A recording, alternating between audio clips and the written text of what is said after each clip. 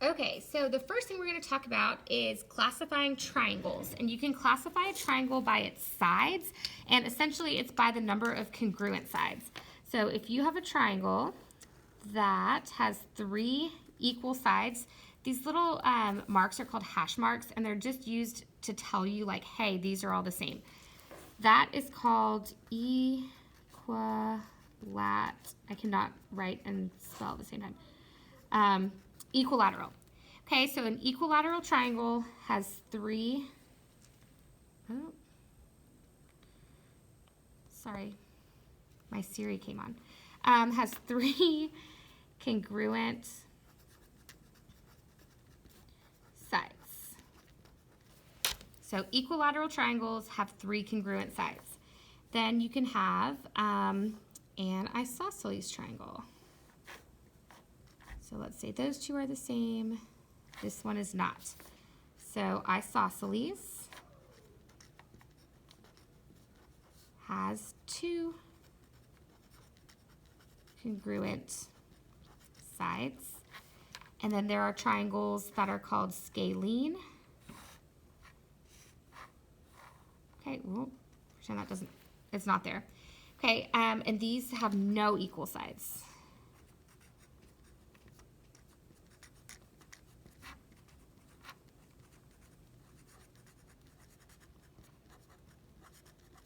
So equilateral, 3 equal sides, isosceles, 2 equal sides, and scalene, no equal sides. We can also classify a triangle by, so if you need to pause it, write that down. Then we can also classify a triangle by their angles. You can have a acute triangle, which is 3 acute angles. You could have an obtuse triangle, which is 1 obtuse angle, or you can have a right triangle, which is 1 right angle. So your triangle can be by its sides, equilateral, isosceles, or scalene, or by its angles, acute, obtuse, or right. So the next thing we're going to talk about is that a triangle always has 180 degrees.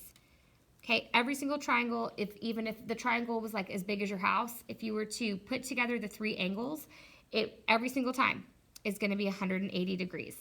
So what we're going to do is we are going to figure out, hey, well, what is the missing angle? So let's add together the 2 that we already have. We know that we have a 35 degree and a 28 degree angle. So 5 plus 8 is 13.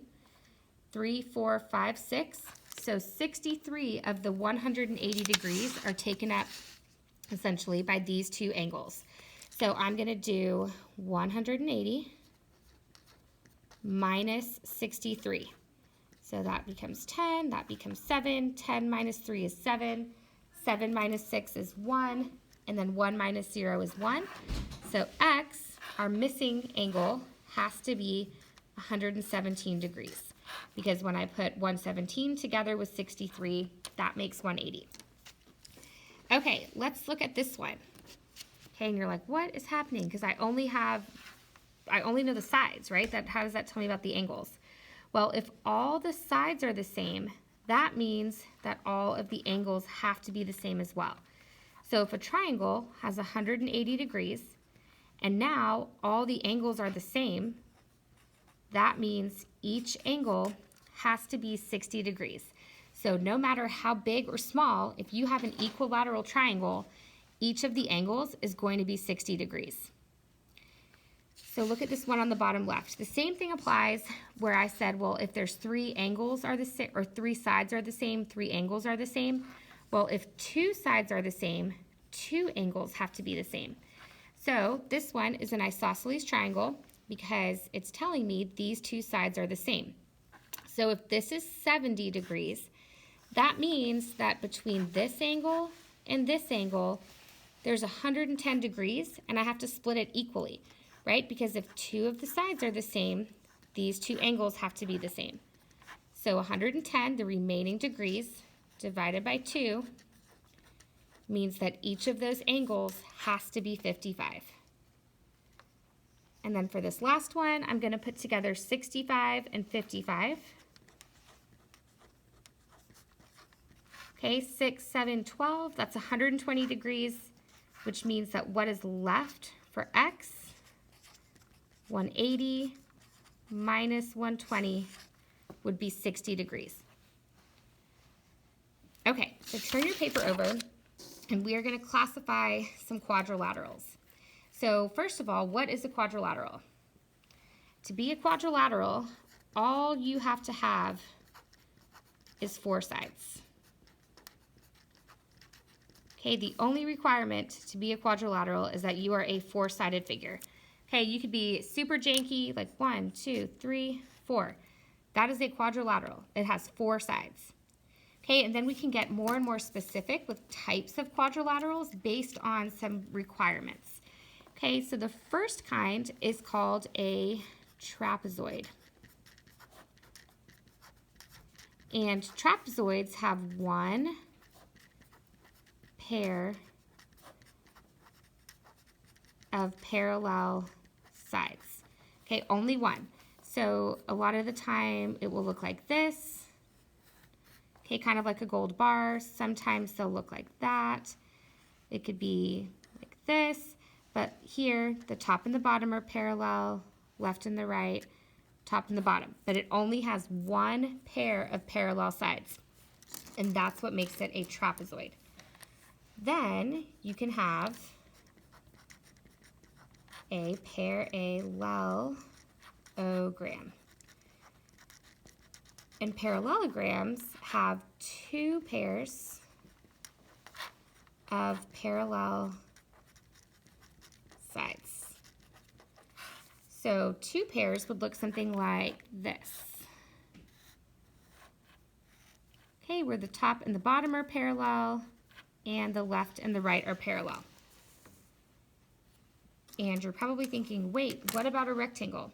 Well, a rectangle is a kind of parallelogram. So a rectangle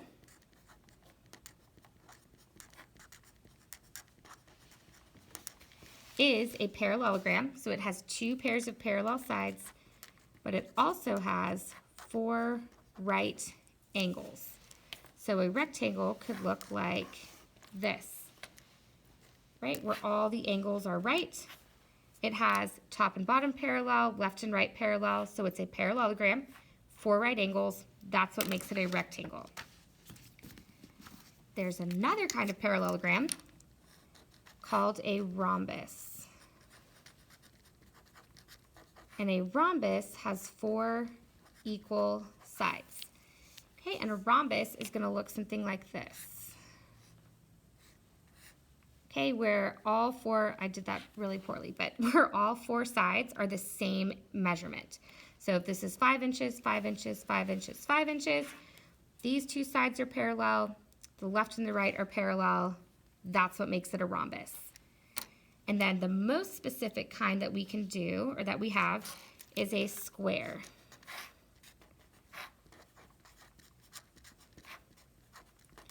And a square has to meet all the requirements.